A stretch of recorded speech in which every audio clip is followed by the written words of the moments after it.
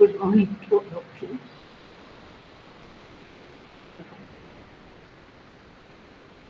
Today we will discuss about very simple topic, that is semiconductor and semiconductor devices. Hello. Okay. So very fundamental of your engineering, that is semiconductor physics. Okay. So what are the contents? First one, let us see for energy ions in solids, energy ion diagram, metals, conductors, semiconductors and insulators. What is the difference? Intrinsic semiconductors, electrons and holes, doping of semiconductor, extrinsic semiconductor, N-type and P-type semiconductor. Carrier concentration in semiconductors, distinction between intrinsic and extrinsic semiconductors, distinction between semiconductor and metal, and conductivity in case of semiconductors, conductors. Okay, next. What is the band formation? Before discussing with the band formation, uh, we have to discuss few basic fundamentals. According to quantum mechanical laws, the energy of electrons in free atom cannot have arbitrary value, but only some definite values. Okay, emitted energy is in the form of quantas. Emitted energy is in the form of discrete packets. Those packets of energies are called quantas. Okay. However, if an atom belongs to a crystal, then the energy levels are modified. This modification is not appreciable in case of energy levels of electrons in the inner shells. But in outermost shells, modification is appreciable because the electrons are shared by many neighboring atoms. Due to influence of high electric field between core of the atoms and shared electrons, energy levels are split up and spread out, forming energy band. Consider a single crystal of silicon having n atoms, each atom is associated with a lattice site. Let us suppose element is silicon. The electronic configuration is 1s2, 2s2, 26, 3s2, and 32 as atomic number is 14. Okay. Formation of energy bands. What is a band? Splitting of single energy level. In short, we will discuss that splitting of single energy level into n number of energy levels and the continuum of energy levels so formed by the electrons in atom in a solid is called energy band. Okay, splitting of energy level into n number of energy levels. They are very close to each other so that they are able to form a continuum or the range of energy levels, and the range of energy levels so formed by electrons of the atoms in a solid is called energy band. Okay, there are first one, balance band, conduction band, and forbidden energy gap. These are the three features associated with band structure. Then, as we know that single atom or single electron of the electron is having energy level diagram. Okay, but when we are discussing solid consists of large number of atoms. Atoms consist of large number of electrons. Okay, modification in single energy level into large number of energy levels which are very close to each other. Okay, so it is called the energy band. Next, formation of energy bands in solids. Let us suppose our element is silicon, of which the electronic configuration is 1s2, 2s2, 26, 3s2, and Repeat. Silicon is a tetravalent element, right? These iron core states, they are close, they are tightly bound with the nucleus. And if you are plotting the graph in between interatomic spacing versus energy, okay, then here are the four regions, region number A, B, C, and E. You can find here that iron core states are not that much affected when you are discussing it as the solid. So single energy level is going to be split into very smaller number of energy levels. But as you go for away from the interatomic spacing, you will find that now raised to 3p2. So as you go on increasing distance, then that is the state. As you go on reducing this distance, you will find that splitting of energy level into large number of energy levels is taken place. Okay, and that is going to form the band structure, which consists of valence band, conduction band, forbidden energy gap.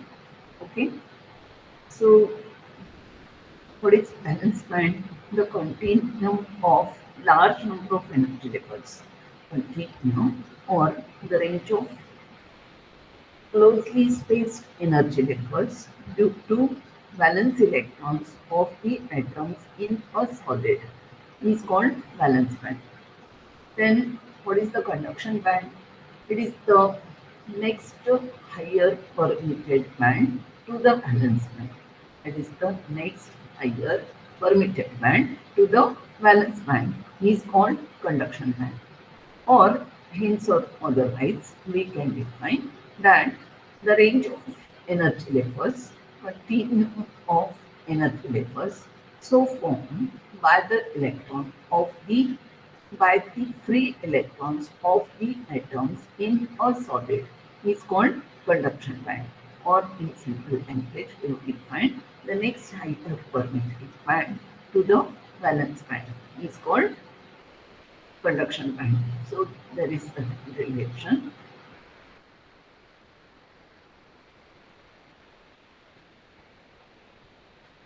There are three cases. The first one, if distance OD is very much greater than OP, OC is less than OD, then what happens to the formation of energy levels? Each of n atoms, OD and OA, just see here, you'll find here, yeah, OA, OB, OC, OD. Okay, so how it affects on the modification of single energy level into large number of energy levels. Okay. So there are different relations. The first one, OD, the last point, is very much greater than OA, that is interatomic spacing. Spacing is large. Then what happens? Each of n atoms has its own energy level. The energy levels are identical, sharp, discrete, and distinct. The outer two subshells, 3s and 3p of M shell or n equals to 3 shell of silicon atom contains 2 electrons and 2 p electrons. So there are 2 n electrons because outer two subshells, 3s and 3p of silicon atom contains two s electrons and two p electrons. So there are two n energy levels completely filling two n possible s levels, all of which are at the same energy. Of the six n possible p levels, only two n.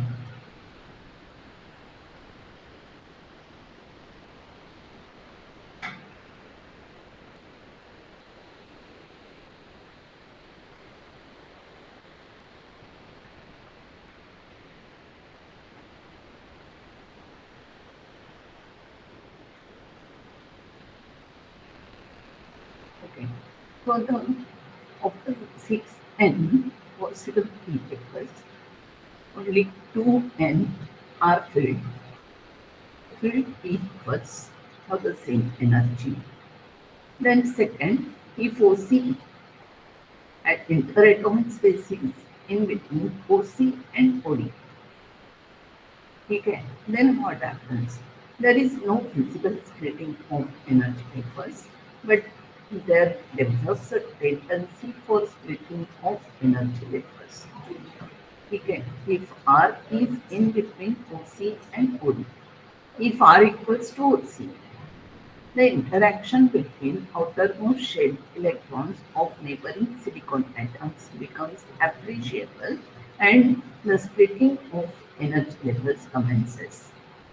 When R is in between OB and OC, sorry, OB is less than R and R is less than OC, the energy corresponding to S and P levels of each atom gets slightly changed corresponding to a single S level of an isolated atom. We get two N levels.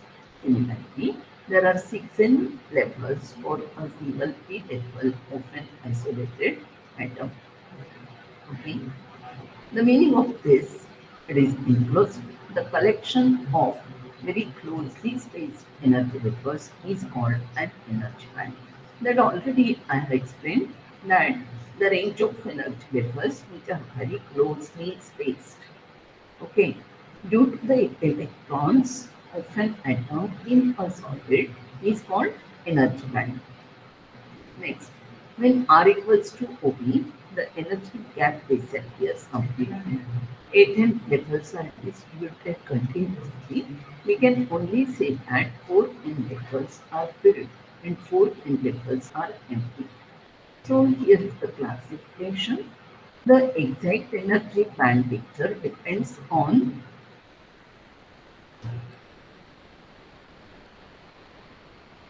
the exact energy band picture depends on the relative orientation of atoms in a crystal. If the bands in a solid are completely filled, the electrons are not permitted to move about because there are no vacant energy levels available. The bands in a solid are completely filled. The electrons are not permitted to move about because there are no vacant energy levels available. Then, how the metals have been defined? The first possible energy band diagram shows that conduction band is only partially filled with electrons. With a little extra energy, the electrons can easily reach the empty energy levels above the filled ones, and the conduction is possible. Okay.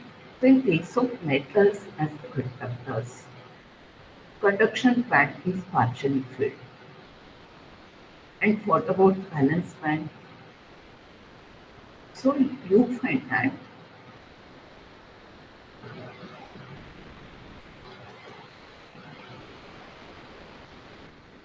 Okay.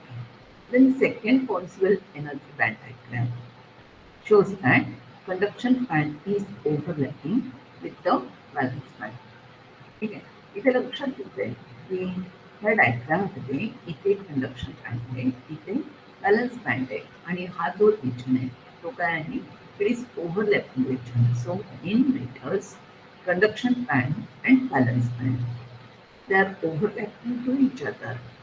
Okay, and if in either of the case, if that uh, if it is not overlapping, the difference in conduction band and valence band in terms of energy is very, very less. Okay? The second possible energy diagram shows that conduction band is overlapping with the valence band. This is because lowest levels in the conduction band needs less energy than the highest levels in the valence band. The electrons in valence band overflow into conduction band and are free to move about in the crystal for conduction. Okay. The highest energy level in the conduction band occupied by electrons in a crystal at absolute zero temperature is called Fermi level. Okay, there are three aspects. The first one, that is uh, uh, uh, madam,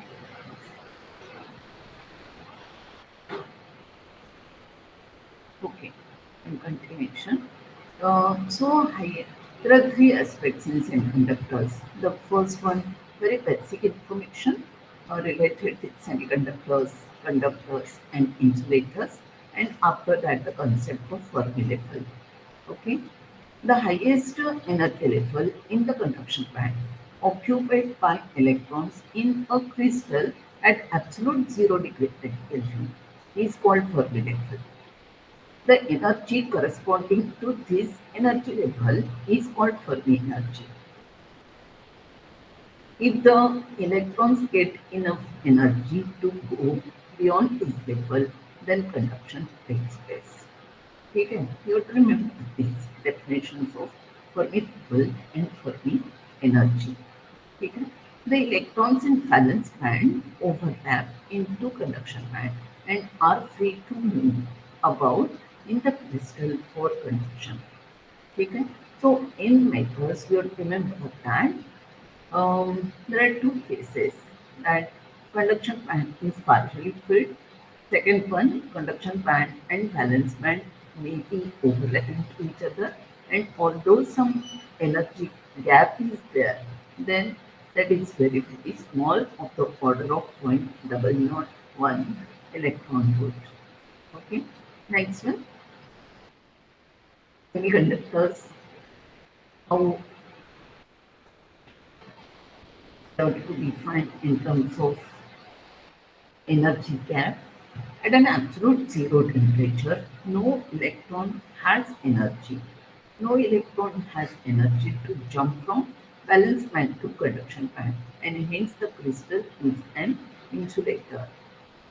At an absolute zero temperature, no electrons have energy to jump from valence band to conduction band. म्हणजे आपण असं म्हणू शकतो की semiconductors are those materials which exhibit the insulator, which can behave as insulators at an absolute zero temperature.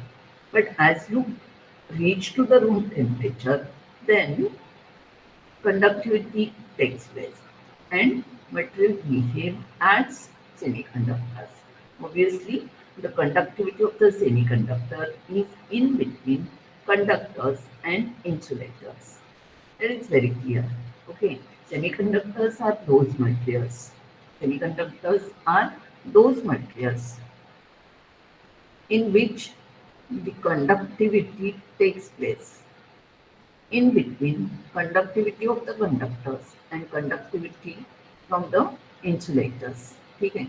So at room temperature, some valence electrons gain energy more than the energy gap and move to conduction band to conduct even under the influence of the electric field, because the difference in conduction band and valence band is very, very, very small.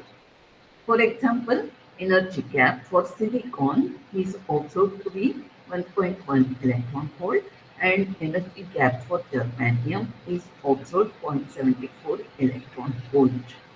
Okay.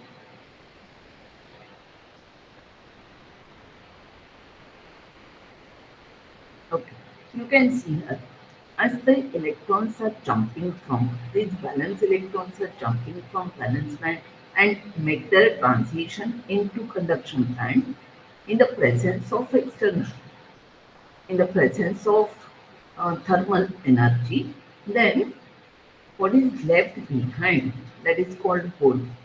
Okay, this is a positive charge particle, that is hole, hole or vacancy. Hole, vacancy, positive charge left behind. The concept is one and same. So when an electron from valence band jump into conduction band, what is left behind in valence band, that is called a hole. Hole is an empty space. That is also called vacancy. Okay. So as the number of holes number of electrons jumping from valence band to conduction band, that number is equal to the number of holes produced in valence band. So, if this is an intrinsic semiconductor, then it shows that number of holes in valence band equals to number of electrons in conduction band. Okay. Since Eg is small, therefore the fraction is sizable for semiconductors. And how the fraction is given by that density of holes is directly proportional to e raised to minus Eg upon Kt. What is K? Boltzmann constant, of which the value is given by 1.23, sorry, 1.38 into 10 raised to 23. Okay. Kg per Kelvin. Electron, sorry, 1.38 into 10 raised to 23 joules per Kelvin. And if we want to convert that K in terms of EV per Kelvin, then we have to divide it by 1.6 into 10 raised to minus 19.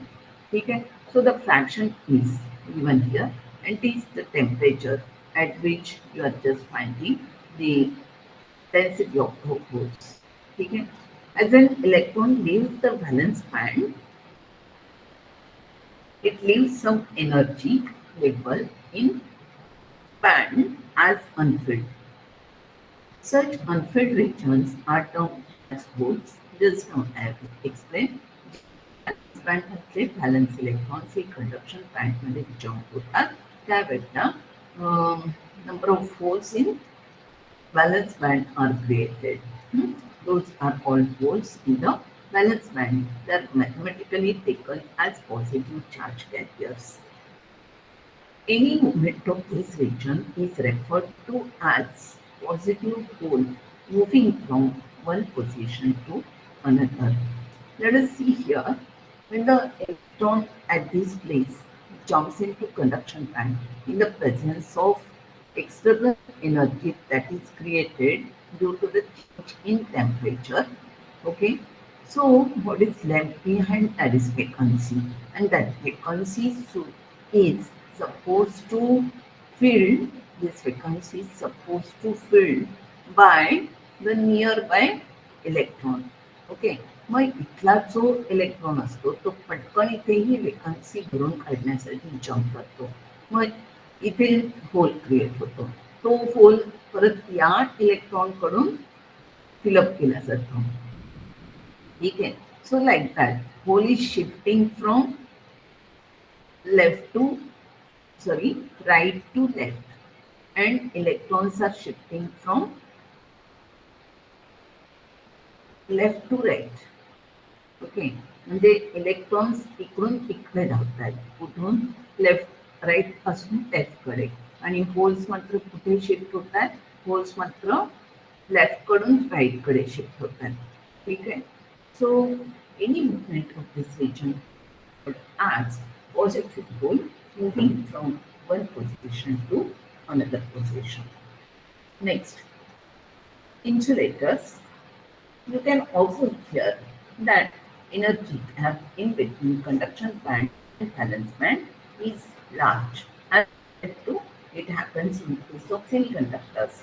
For example, glass is an insulator of which the forbidden energy gap is of the order of 5.5 electron volt.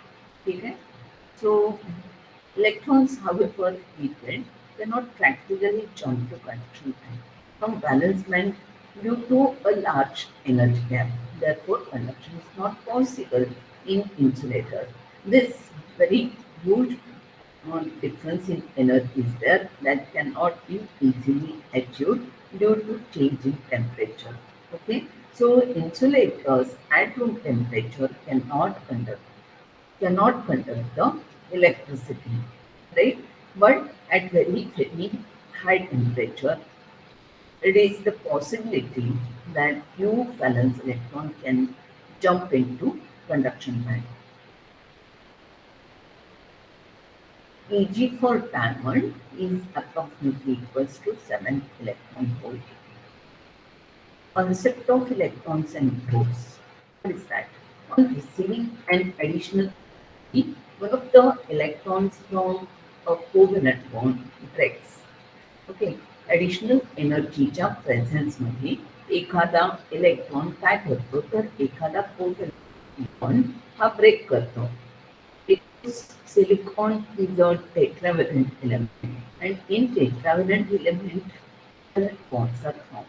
In the presence of an external energy, one of the electrons from a covalent bond breaks and is free to move in the crystal lattice.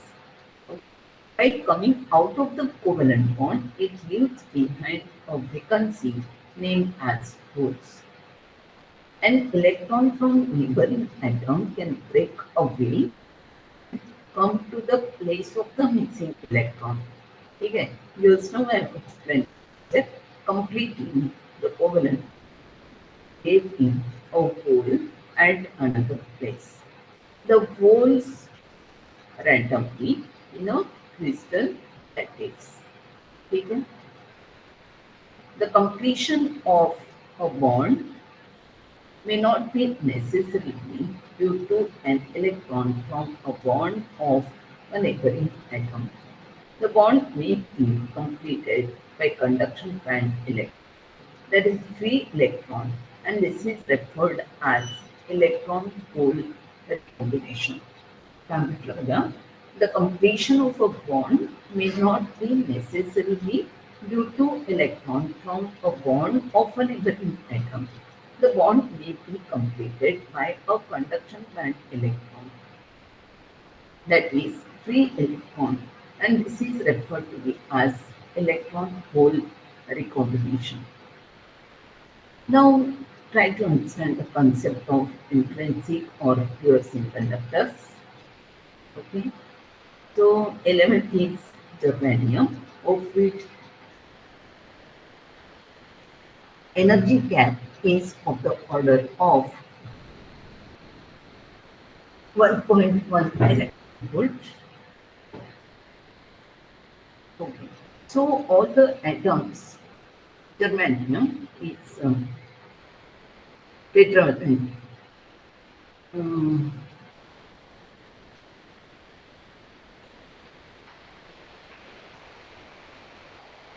Intrinsic or semiconductor that they are calling. So the formation of covalent bonds. In the presence of heat energy, what happens? One of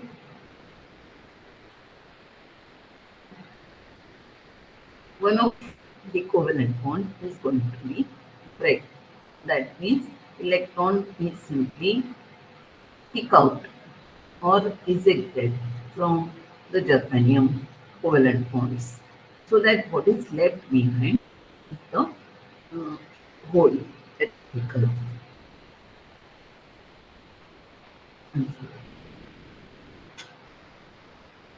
Listen once again. Element so that in the outermost orbit it have four covalent electrons. So what it does, that is it forms the four covalent bonds with four neighboring atoms. Just you can see first, second, third, fourth belongs to this atom. What they do, they simply form the covalent bonds with neighboring germanium atom. With neighboring germanium atom, with neighboring germanium atom, and with neighboring germanium atom. So at 0 degree K, this is the case. As the temperature increases and going towards the room temperature, then due to the change in temperature, it acquires certain amount of energy, and that energy is going to be absorbed by one of the electron forming covalent bond. That covalent bond will be broken down, and the electron will become the free electron, leaving behind the hole. Hole is a positive charge. Okay. Then what happens here? This hole or this vacancy is to be filled by the jump of electron from nearby atom. Okay. इथे hole create झाला तर इथला हा electron इथे पटकन jump करतो. ठीक आहे. आणि त्याचे कोव्हलंट बॉन्ड्स जे असतात ते त्या ठिकाणी परत एकत्र केले जातात.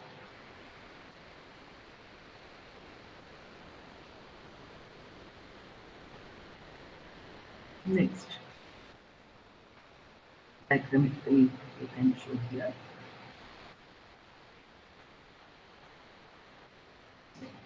So these are valence electrons. These are covalent bonds, broken covalent bonds, 3 electron, which is become 3 here, hole that is vacancy. Okay. So here is conduction band, here is valence band. Difference in energy levels is Eg of the order of 0.74 electron volt. Okay.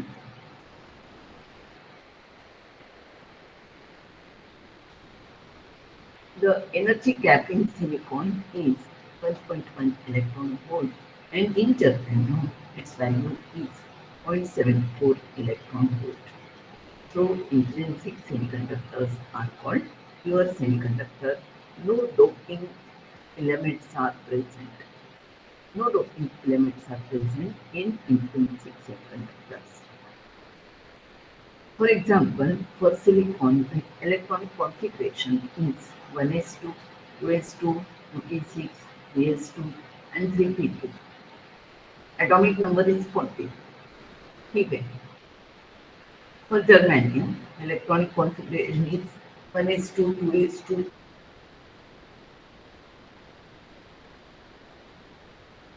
and 42. So atomic number is 32 for germanium. Okay. In intrinsic semiconductor, number of thermally generated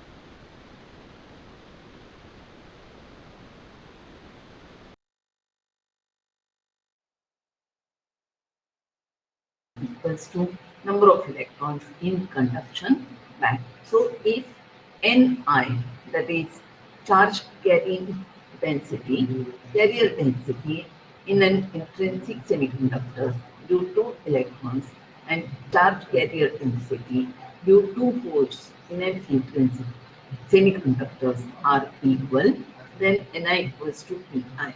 The quantity Ni or Pi is referred to as the intrinsic carrier concentration.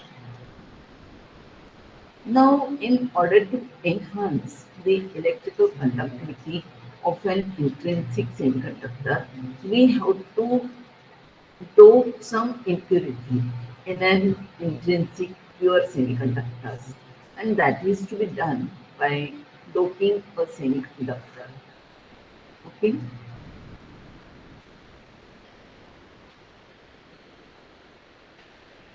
Doping a semiconductor. Doping is the process of deliberate addition of very small amount of impurity into an intrinsic semiconductor. Okay, intrinsic semiconductor मध्ये ट्रॅव्हलंट impurity किंवा पेंटॅव्हलंट impurity आपण जर add केली तर त्या ठिकाणी असं लक्षात येतं की त्यांची electrical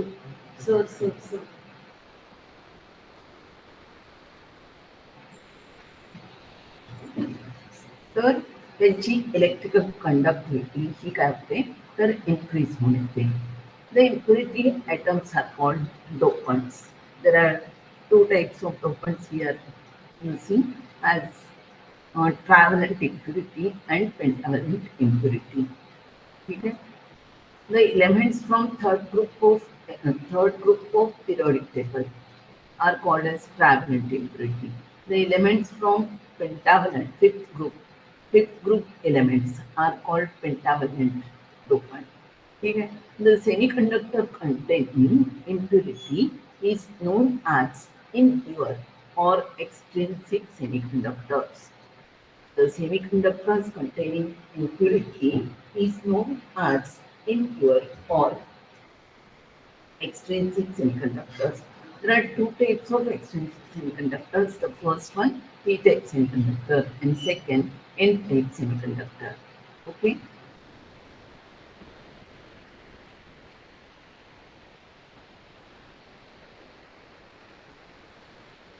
Okay. There are three methods by which dopant can be added. The first one, heating the crystal in the presence of dopant atoms, adding impurity atoms in the molten state of semiconductor, bombarding semiconductor by ions of impurity atoms. So these are three different methods by which doping can take place. What is doping? Pure atoms. In that sense, the elements from third group, fourth, fifth group, okay, we will get travalent impurity and pentavalent impurity respectively.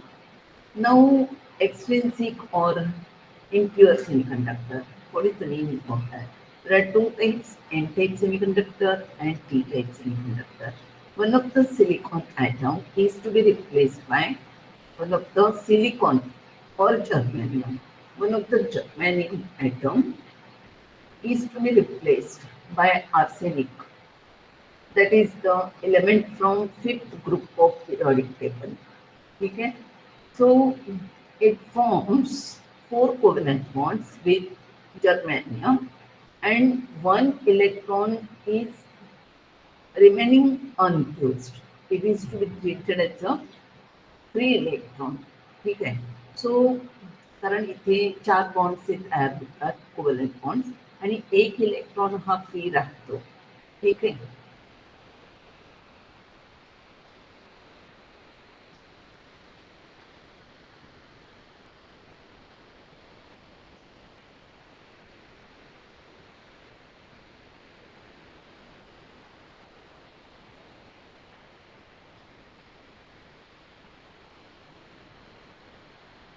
Okay so just now said that for silicon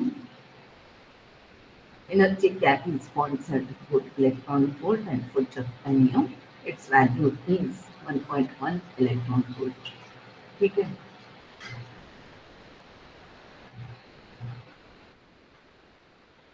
there is valence band there is conduction band valence bands okay we are doping some impurity आता इथे N type मध्ये elements from fifth group of periodic table we are doping मग इथे excess of electrons आहेत तर ते काय करतात त्यांची सेपरेट अशी एनर्जी लेव्हल क्रिएट करतात The atoms from fifth group of periodic table forms the donor energy level as soon as the uh, doping is taken place. Okay. So this is AD. It is the energy level so formed by donor atoms, donor electrons, and the difference in the energy is very small. That is of the order of 0.45 electron volt. Okay. When a semiconductor of group fifth, when a semiconductor of group fourth, tetravalent, such as silicon or germanium, is doped with a pentavalent impurity.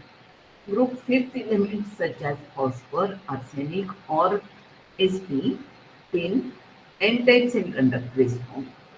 N टाईपसाठी आपल्याला phosphor add करू शकतो arsenic add करू शकतो इन add करू शकतो those are the elements from group of periodic table what are the specification energy gap for germanium used here is of the order of 0.75 electron volt the difference in the first energy level and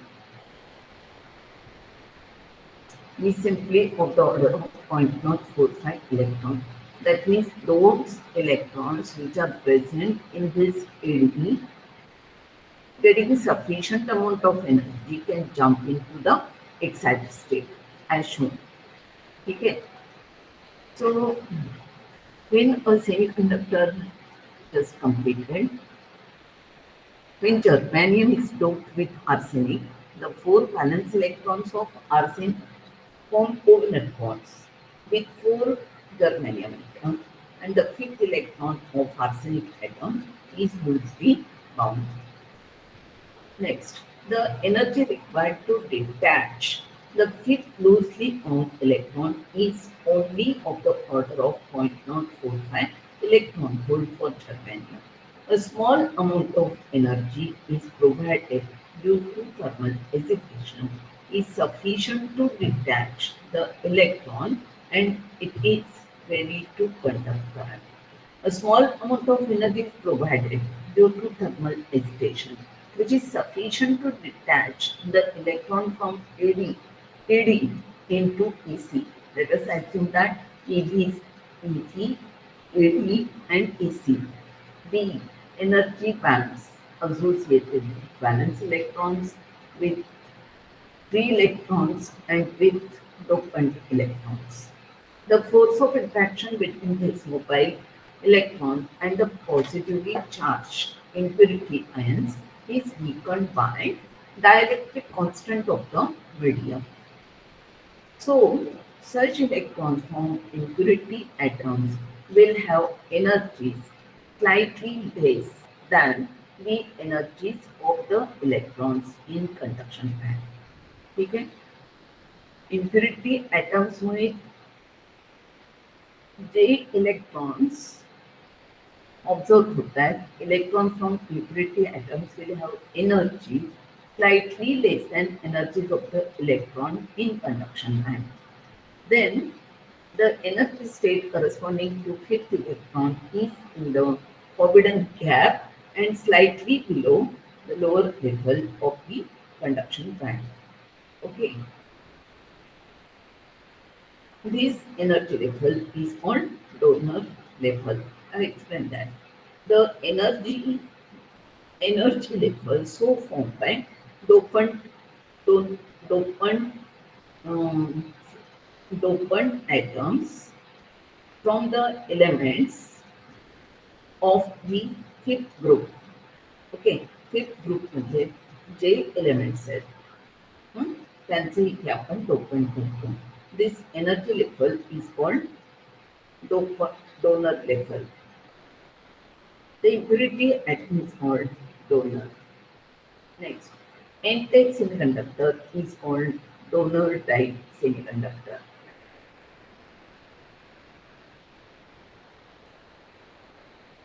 Now next point, carrier concentration in N-type semiconductor. आता career concentration म्हणजेच काय तर number of charge carriers per unit volume. Number of charge carriers per unit volume is called carrier concentration. When n-type semiconductor carrier concentration is only due to the electrons. When intrinsic semiconductor is doped with donor impurities, not only does the number of electrons increases, but also the number of holes decreases. Below that which below that which would be available in the intrinsic semiconductor. Next, the number of holes decreases because large number of electrons present causes the rate of recombination of electrons with holes to increase. The number of holes decreases because the large number of electrons present causes the rate of recombination of electrons with holes to increase. Okay. Consequently, in an n-type semiconductor, free electrons are the majority charge carriers and holes are the minority charge carriers. If N and P represents the electron and hole concentration respectively, then N-type semiconductor is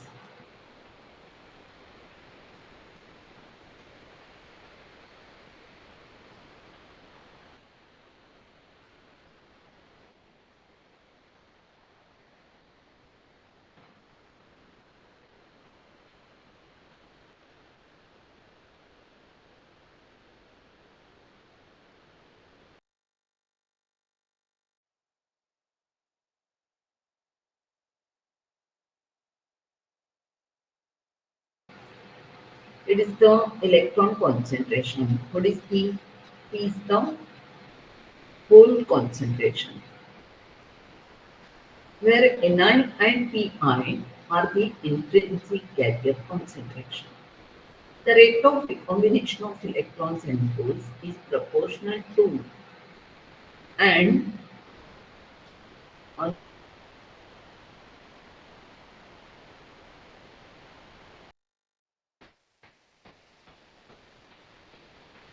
the rate of recombination is proportional to the product NP.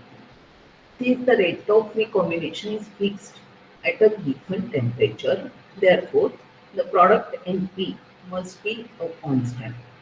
When the concentration of electrons is increased above the intrinsic level by the addition of donor impurities, the concentration of force falls below its intrinsic value, making the product NP equal to square.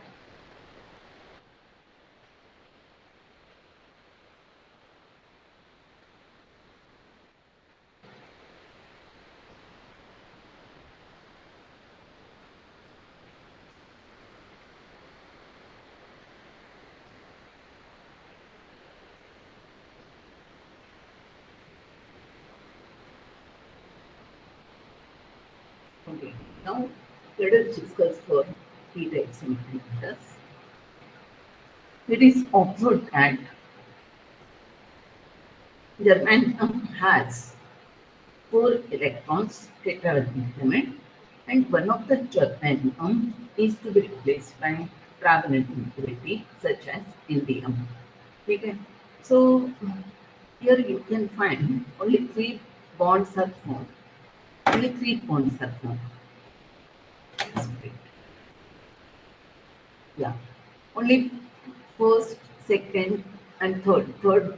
3 bonds are formed, and one bond is not formed here. Okay.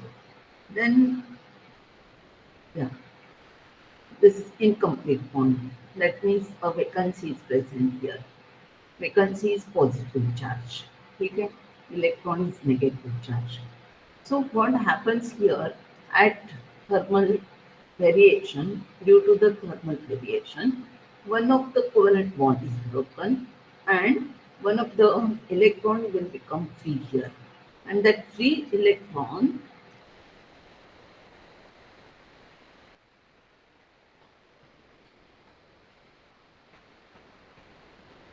is here. Due to the presence of such holes, due to the presence of such holes itself during formation, we are having accept above valence band. Okay. And that energy difference in between this EA,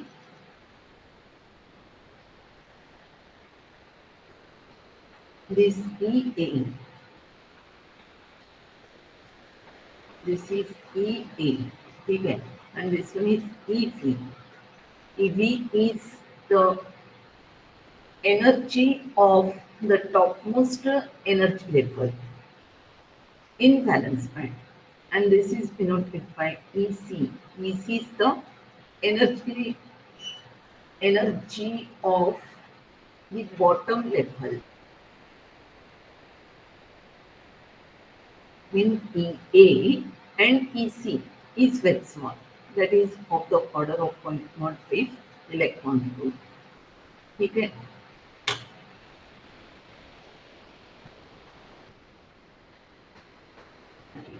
So as soon as the electron from valence band jumps into jumps into conduction band, then what happens?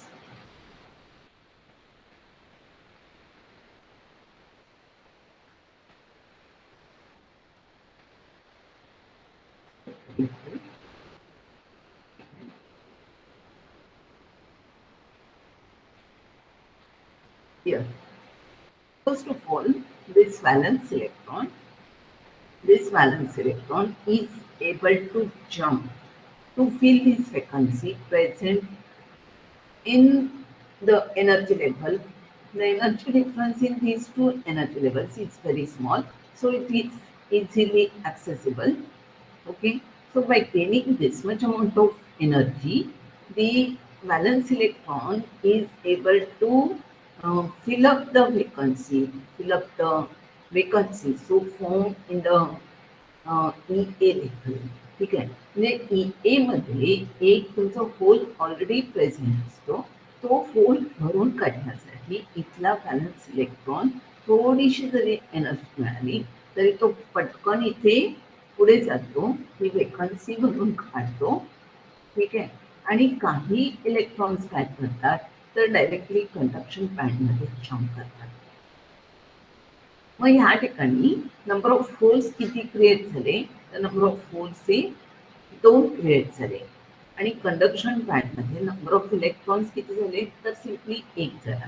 मग अशा पद्धतीने increases as compared to number of free electrons in conduction band. ठीक है.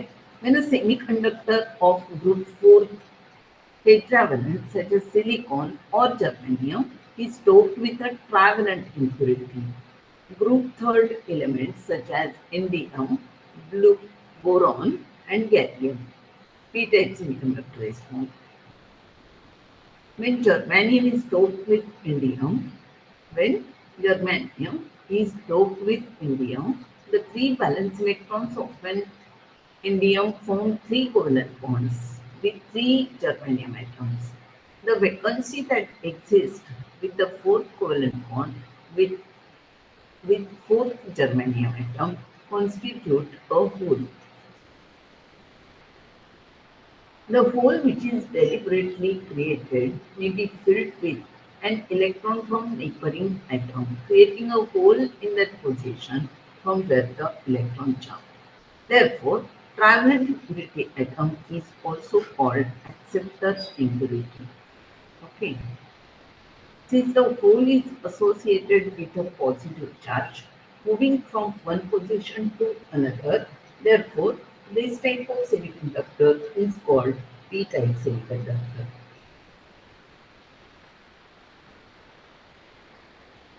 The acceptor impurity produces an energy level just above the valence band. This energy level is called acceptor level. The energy difference between acceptor energy level and the top of the valence band is much smaller than the band gap. Electrons from the valence band can therefore easily move into the acceptor level by, by being thermally excited. Electrons from the valence band can therefore easily move into the acceptor energy level by being thermally excited. P-type semiconductor is called acceptor type semiconductor. In a p-type semiconductor, holes are the majority charge carriers and the electrons are the minority charge carriers.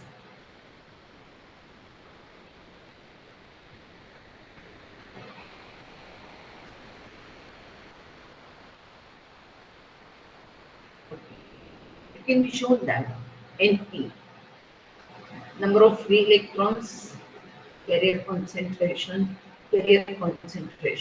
of electrons in conduction band, carrier concentration of holes in valence band equals to NiPi equals to Ni square. Ni square is carrier density or carrier concentration in an intrinsic semiconductors as number of holes in valence band equals to number of electrons in conduction band.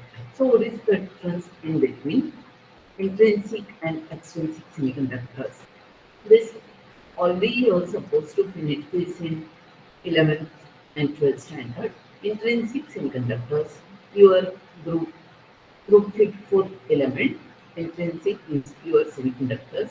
Group third or group fifth depends on that we are having p-type semiconductors and n-type semiconductors. Conductivity is only slight, conductivity greatly increased. Conductivity increases with rise in temperature. Conductivity depends on amount of impurity added. Okay.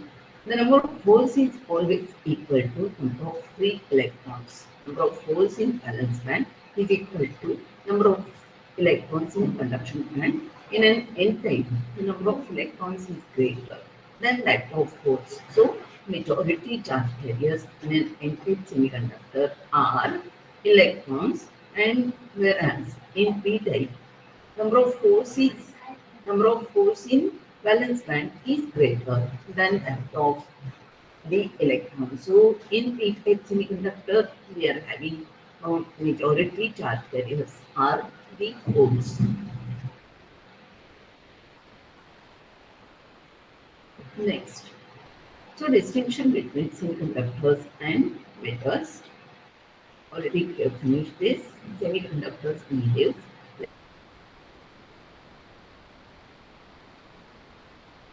with rise in temperature.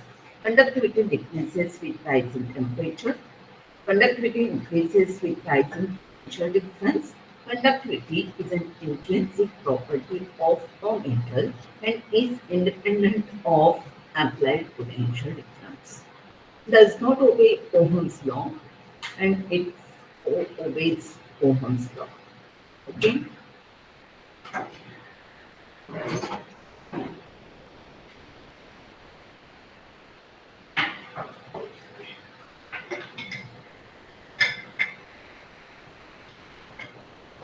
Next, doping the semiconductors with impurities vastly increases the conductivity. Making alloy with another metal decreases the conductivity. Next, electrical conductivity of semiconductors. Let us consider here uh, the different points, different notations you should know. Electrical conductivity is given by sigma. Okay, sigma is conductivity. Hmm. Then rho is resistivity. Then R is resistance. E is the strength of an applied electric field. Okay, volt per unit length, electric field, intensity of electric field, intensity of electric field. If across the length we are applying, V is the potential difference. Even mu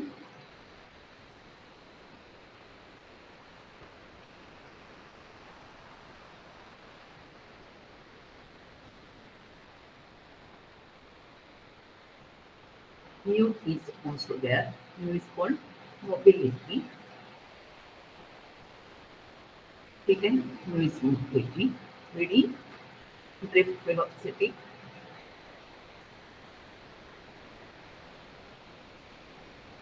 Drift velocity.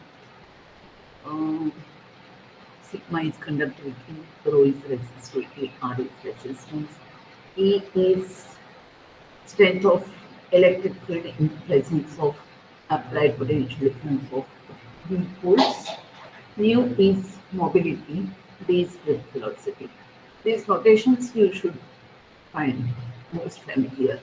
So, electrical conductivity in case of semiconductors can be written as N E mu due to electrons plus P E mu due to force. Okay. This is the total conductivity in case of intrinsic semiconductors. Okay, in case of intrinsic semiconductors, sigma is to be replaced by sigma I. N and P are equal because number of holes in valence band equals to number of electrons in conduction band. N equals to P in an intrinsic semiconductors. So that has to be taken and noted it as Ni. Charge on both the charge carriers are equal. So for this left here is simply mu E plus mu P. What is mu E plus mu P? That is mobility of electrons and mobility of holes. Okay. So this is the electrical conductivity of an intrinsic semiconductors. What happens to this relation when it is p-type semiconductor? So in p-type semiconductor, conductivity is mainly due to holes, and therefore sigma p equals to p carrier concentration of holes into charge into mu p mobility due to holes. In case of n-type semiconductor, conductivity is only due to p electrons. In terms of the carrier concentration, we can call n is the carrier concentration of free electrons into charge into mobility, mobility due to electrons. Okay, so you should first clear all these things, and then now we are trying to uh, define the two we can call uh, diffusion of charge carriers and drift motion of charge carriers. There are two aspects. The first one, diffusion, and the second one, diffusion of charge carriers and drift motion. आता याच्यामध्ये difference काय आहे हा आपण बघायचा आहे. Diffusion म्हणजे एखादा एलिमेंट आहे हं, आणि एलिमेंटमध्ये electrons पण आहेत, holes पण आहेत. So diffusion is simply the flow of charge carriers from higher concentration to lower concentration. Diffusion of charge carriers is simply the flow of charge carriers from higher concentration to lower concentration.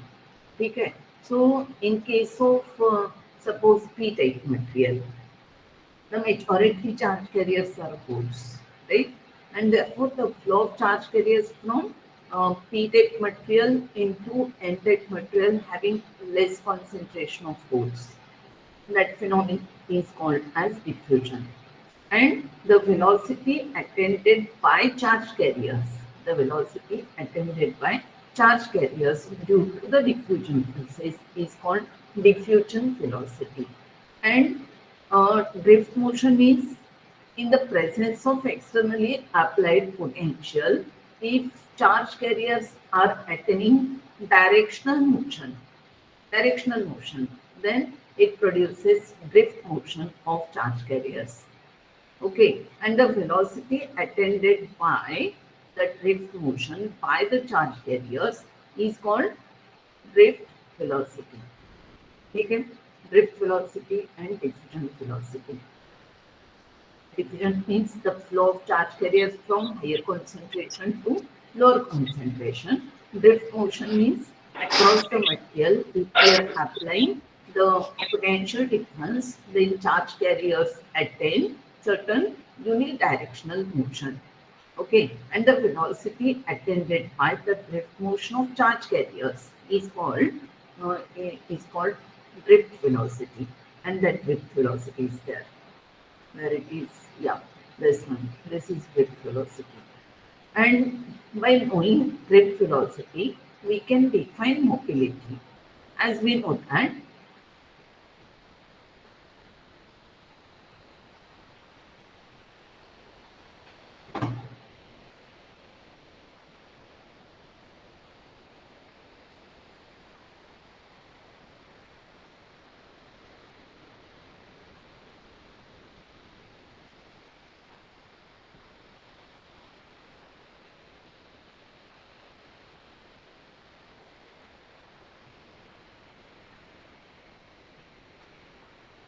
okay, as we know that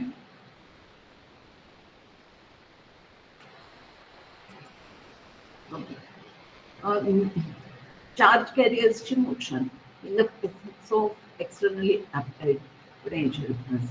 That drift velocity will increases as we increase the intensity of electric field. Okay, intensity of electric field आपण वाढवलं की obviously charge कॅरियर्सची velocity ही increase होते. ठीक आहे, and that proportionality constant is different for different charge carriers, and that proportionality constant is called mobility. This is mobility, and drift velocity attended by electrons is equal to mobility of the electrons into electric field intensity. Okay. Similarly, we can define VD for volts. VD for volts equals to mobility for volts into strength of applied electric field. Understood? So you have to remember all these notations and you have to work on it.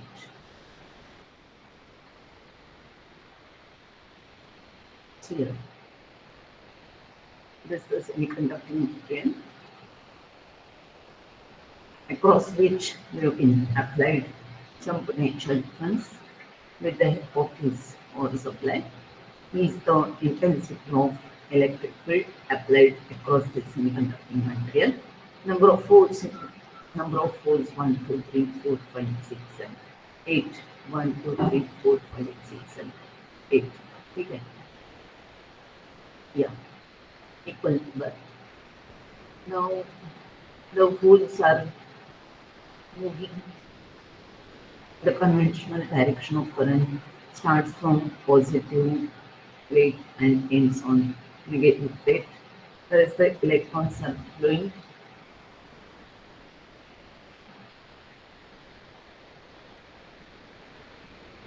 That's the directional motion of the electrons, which start from negative plate and going to be attracted towards positive plate.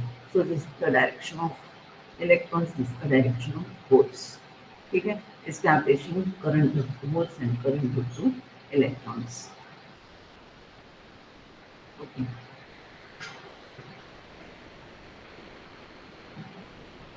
Okay.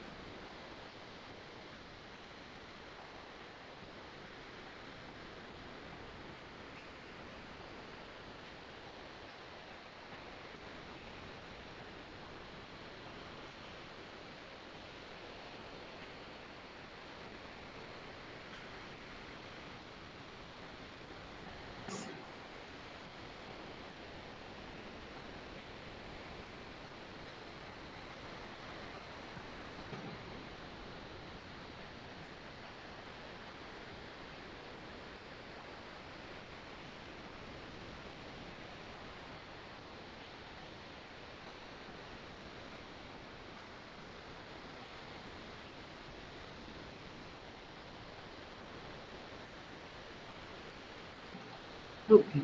So let us suppose that we have E equals to E upon L, where L is the length of this material for this is first equation.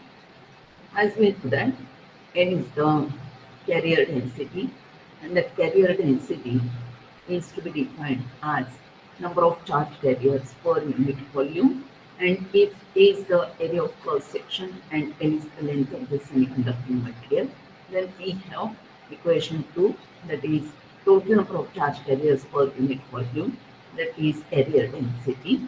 So total number of charge carriers, capital N, equals to NAL, total number of charge carriers. Okay, and total number of charge carriers are this much. We are calling this as second equation. Total charge equals to total number of charge carriers into charge on each carrier, N into E. So Q equals to NAL into T. But we know that I equals to Q upon T. Q upon T. Okay. What is Q? Q is total charge on total number of charge carriers. Q upon T. So equals to N A L E upon T. But L by T. L by T is what? Velocity. Distance traveled per minute.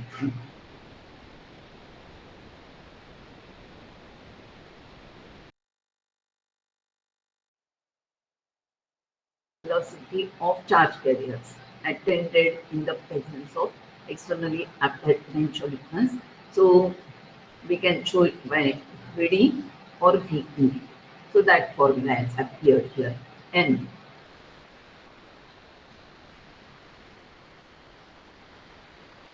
here. N E A VD. N, just be clear. N E A V. What is N? N is carrier density of electrons, charge on charge carriers, area of cross section, and this means drift velocity or velocity attended by electrons. And this is for holes. Okay? So how this expression we have reached? So that's the derivation. We know that E equals to V upon L. What is V? Is the applied potential difference across the semiconducting material of length L, of which area of cross section is A. Carrier density equals to total number of charge carriers per unit volume. Volume is to be given as length into area of cross section. So total number of charge carriers are NaL. Okay, that means Q, that is total charge. Total charge equals to total number of charge carriers into charge on each carrier. So Q equals to NaL into E. But we know that current is flow of charge carriers per unit time. Flow of charge carriers, total number of charge carriers per unit time is nothing but current. So substituting Q here and substituting L by T across the semiconducting material provides you this expression. Okay? So we have, if the applied electric field is small, then semiconductor obeys Ohm's law. What is Ohm's law? V equals to IR. Okay? So V upon R equals to I. V upon R equals to I. Huh? So that needs to be substituted. I च्या आपण V upon R टाकू शकतो.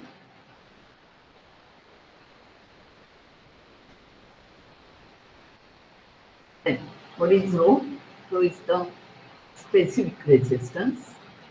Specific resistance, how it can be denoted as we know, and R is directly proportional to T and inversely proportional to area of cross section.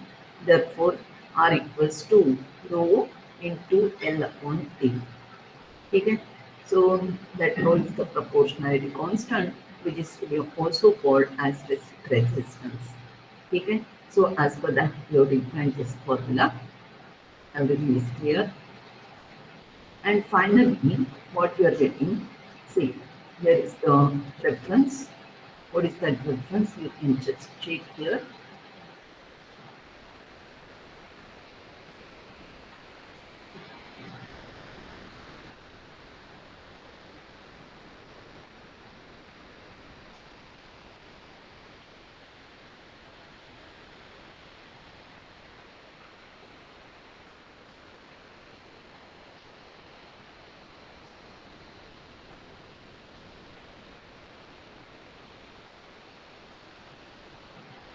Okay.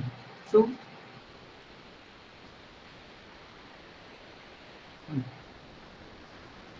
then E equals to K1 L. Mobility is defined as drift velocity per unit electric field. That don't be defined. Mobility equals to VD upon E. Because VD is directly proportional to E, proportionality constant is mu. So mu equals to V for drift velocity upon strength of the electric field. Okay? So as per that, what is rho? Rho is the resistivity. Rho is called resistivity. What is resistivity? Resistivity is simply the resistance per unit 1 meter of area of cross section and length of 1 meter for unit area of cross section and for unit length. 1 upon rho resistivity equals to A into Ne into plus NH meter or this formula. तो formula आपण सगळ्यात प्रथम लिहिलेला होता. ठीक आहे. The electron mobility is higher than hole mobility. The resistivity conductivity depends not only on electron and hole densities but also on their mobilities. The mobility depends relatively weakly on temperature. ठीक है. So these are some um, okay. Now let us talk about this end of this. Now I'll share with you second share with.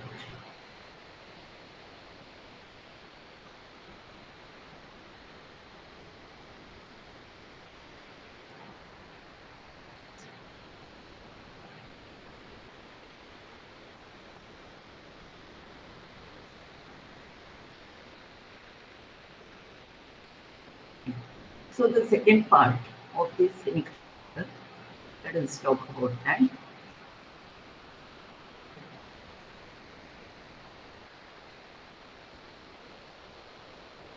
Is that correct?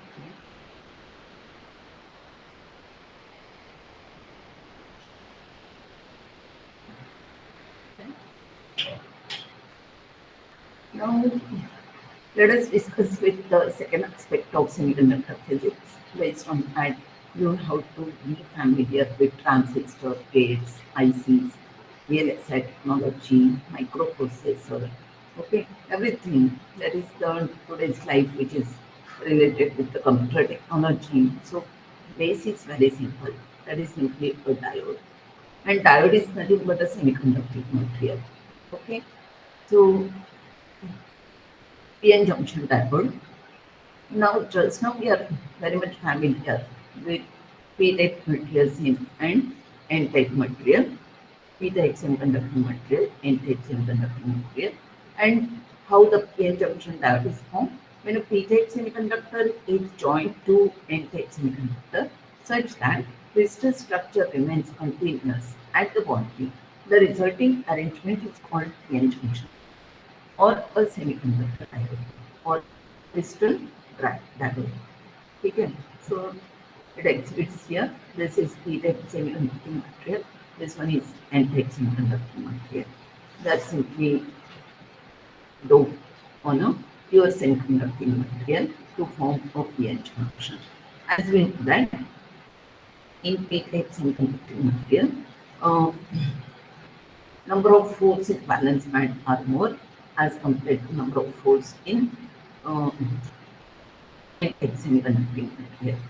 Okay, so mobile poles, majority carriers, immobile negative impurity ion. Okay, notations are shown here. Mobile electrons, majority carriers in an n-type semiconductor.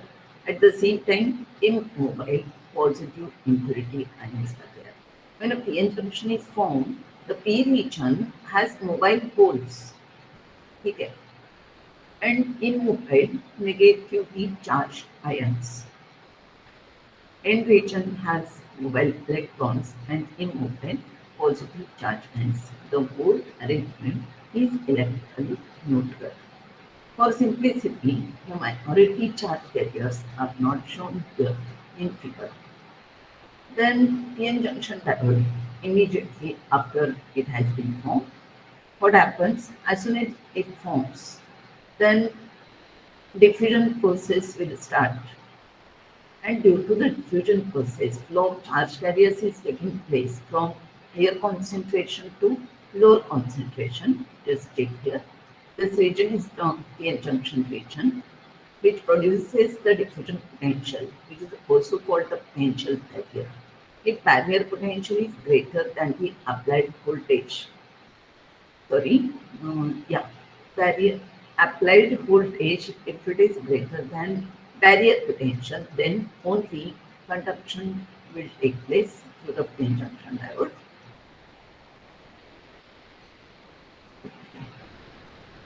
Depletion region, forces are acting, barrier potential formed. After the PN junction is formed, holes from P region, just now I explained the phenomena of diffusion process, holes from P region diffuse into N region due to difference in concentration.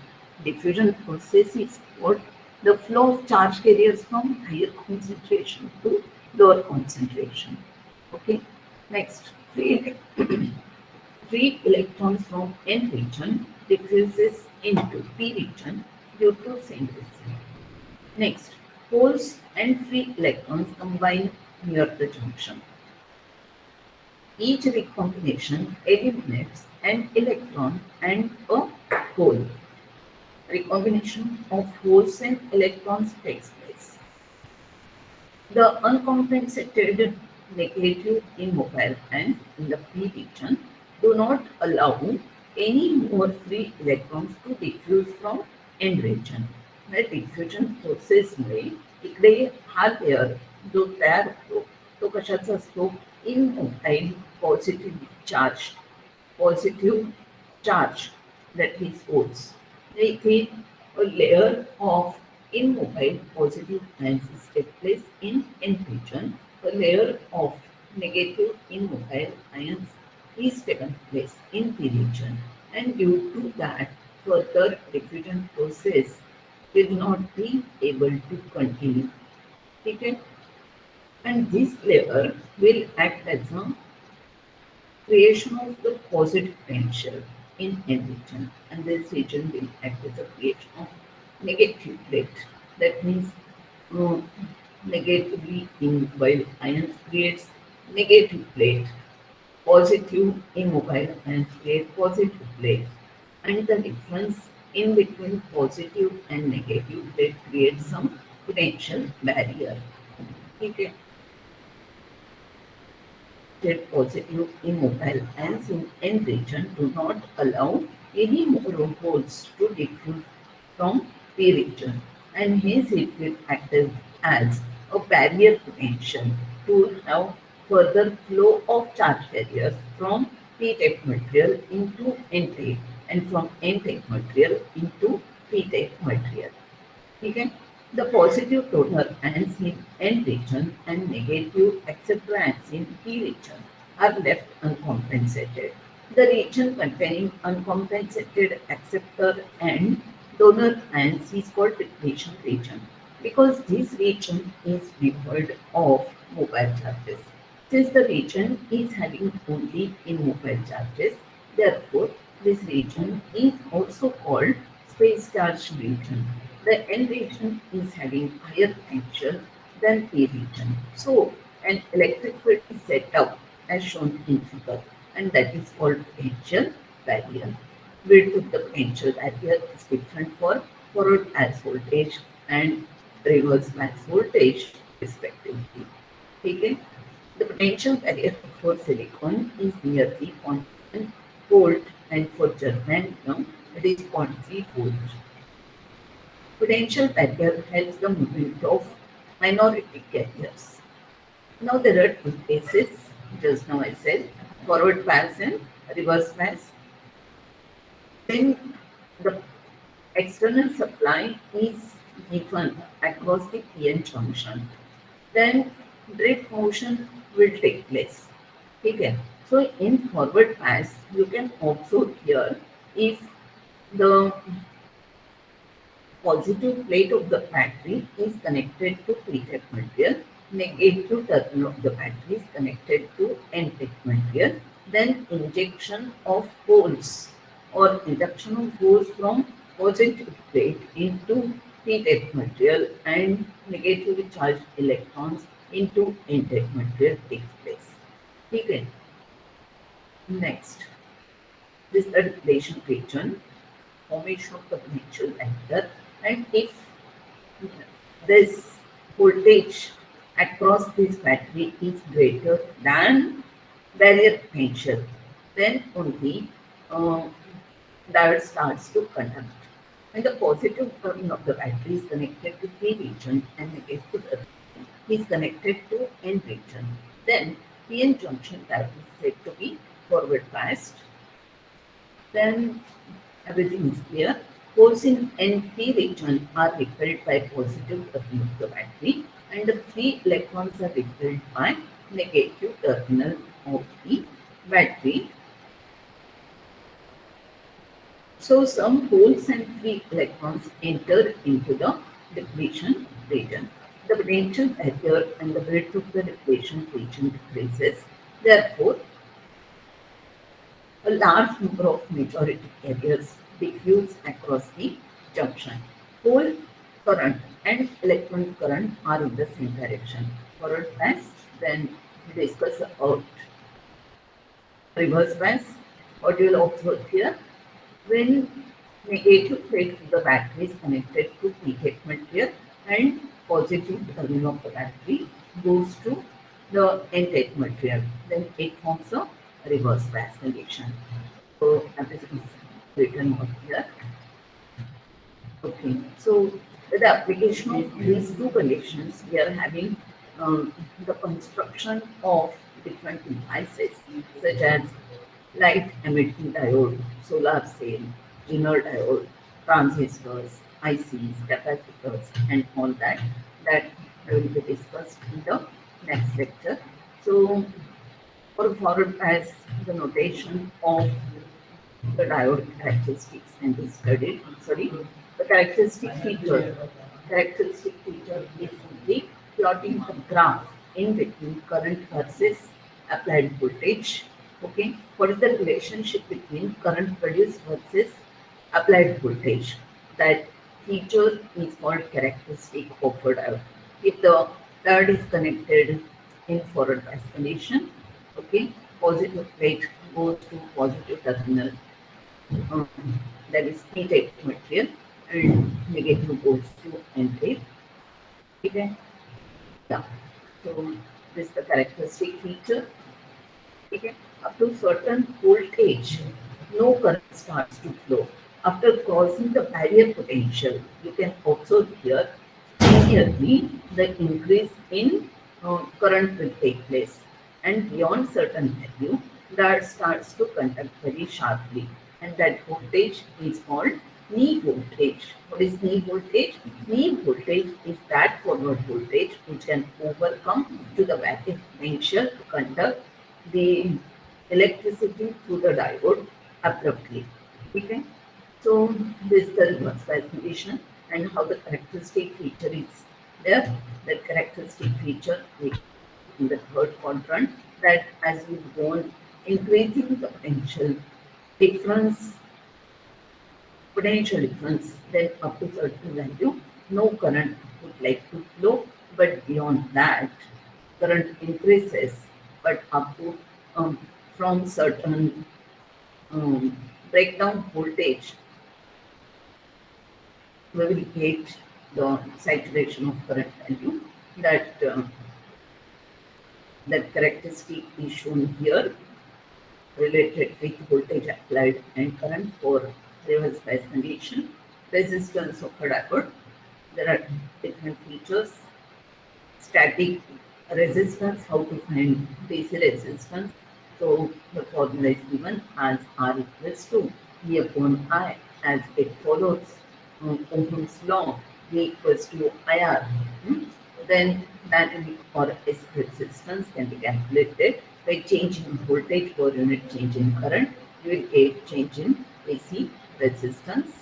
Then PN junction diode as the rectifier. Rectifiers are to be used to convert AC into DC. Okay. So half wave rectifier, full wave rectifier, again one of the device. The process of converting AC into DC is called rectification. The device used for rectification is called rectifier. Complete? Complete? Okay. So we'll talk more in the next lecture. Till that, we'll stop here. Thank you very much.